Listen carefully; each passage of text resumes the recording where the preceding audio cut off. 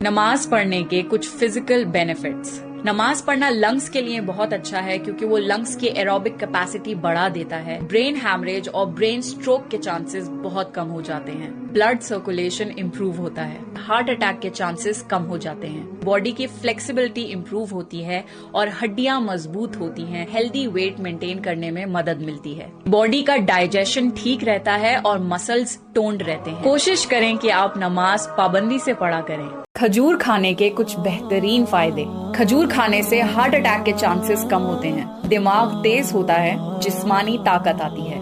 آنکھیں تیز ہوتی ہیں، باڈی میں خون بہت تیزی سے بنتا ہے۔ پیٹ سے ریلیٹڈ جتنی بھی بیماریاں ہیں وہ کھجور کھانے سے ختم ہوتی ہیں۔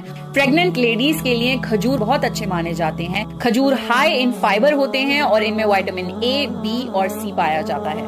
تو اب آپ کو سمجھ آیا کہ اللہ تعالیٰ کیوں چاہتا ہے کہ آپ اپنا روزہ کھجور سے کھولیں۔ کیا آپ کو پتا ہے مسجد الاقصی اسلام میں کیا اہمیت رکھتی ہے؟ اقصی مسلمانوں کا پہلا قبلہ تھی۔ مکہ اور مدینہ کے بعد مسجد الاقصی اسلام میں تیسرا حرم ہے۔ قرآن میں اقصی کا 70 مرتبہ ذکر ہے۔ اللہ نے قرآن میں خود مسجد الاقصی کو ایک مبارک جگہ کا مقام دیا ہے۔ اس جگہ کئی نبی، رسول اور صحابہ دفن ہیں۔ معراج کی رات حضور صلی اللہ علیہ وسلم مسجد الاقصی سے عرش پر اٹھائے گئے تھے۔ اقصی کی حفاظت ہر مسلمان کی ذمہ داری ہے۔ اسلام میں بیٹیوں کو رحمت سمجھا جاتا ہے، بوجھ نہیں۔ حضور صلی اللہ علیہ وسلم نے فرمایا ہے کہ وہ عورت خوش قسمت ہے جس کی پہلی اولاد ایک بیٹی ہو۔ حضور صلی اللہ علیہ وسلم نے یہ بھی فرمایا ہے کہ جو بھی اپنی بیٹیوں کو محبت سے اور ان کے سارے حق دے کر پالے گا تو قیامت کے دن یہ بیٹیاں اس کے لیے جہنم سے رہائش کا ذریعہ بنیں گی۔ بیٹیاں اللہ کی رحمت ہیں، تو اس تحفے کو محبت سے رکھیں۔ آپ کا لائف پارٹنر اللہ نے آپ کی پیدائش سے پہلے ہی لکھ دیا ہے۔ آپ کی روح آپ کے لائف پارٹنر کے ساتھ بنائی گئی تھی۔ آپ کا نکاح جس سے ہونا ہے اس کا نام آپ کے نام کے آگے کئی ہزار سال پہلے لکھا جا چکا ہے۔ جو آپ کی قسمت میں ہوگا وہ آپ کو مل کر رہے گا۔ تو پریشان ہونا چھوڑ دیجئے اور اپنے لیے اور اپنی آنے والی زندگی کے لیے بہترین دعائیں مانگا کریے، کیونکہ آپ کی دعائیں قبول ہو کر آپ کی زندگی خوبصورت بنا سکتی ہیں۔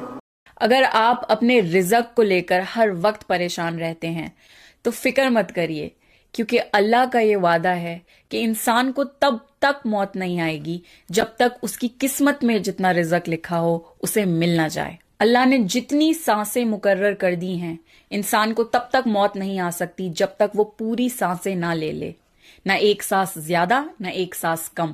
جب تک آپ اپنی قسمت میں لکھا ہوا کھانے کا ایک ایک دانہ کھا نہ لیں۔ عائشہ رضی اللہ تعالیٰ عنہ نے حضور صلی اللہ علیہ وسلم سے پوچھا کہ اگر رمضان میں مجھے لیلۃ القدر نصیب ہو تو میں اللہ سے کیا دعا مانگوں؟ تو حضور صلی اللہ علیہ وسلم نے یہ دعا بتائی، اللہم انکا عفو تحب العفو فاعف عنی۔ اے اللہ تو معاف کرنے والا ہے اور معاف کرنے کو پسند کرتا ہے، بس تو مجھے معاف فرما دے۔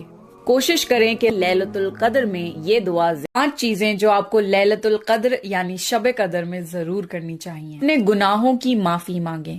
شب قدر میں اللہ سب سے زیادہ انسانوں کو معاف کرتا ہے۔ نمازیں پڑھیں، اسپیشلی تراویح اور تہجد کی نماز۔ صدقہ کریں، قرآن پڑھیں کیونکہ قرآن رمضان میں اترا تھا۔ خوب ساری دعائیں مانگیں۔ شب قدر کی رات اللہ دعائیں قبول کرتا ہے۔ خاص طور سے یہ دعا بتائی ہے، اللہم انکا عفو تحب العفو فاعف عنی۔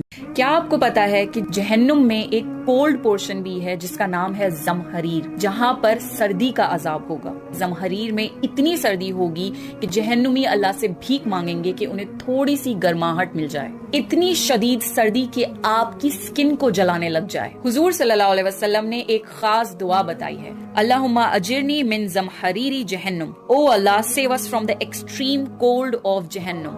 جہنم کے سرد عذاب سے بھی مغفرت مانگا کریں۔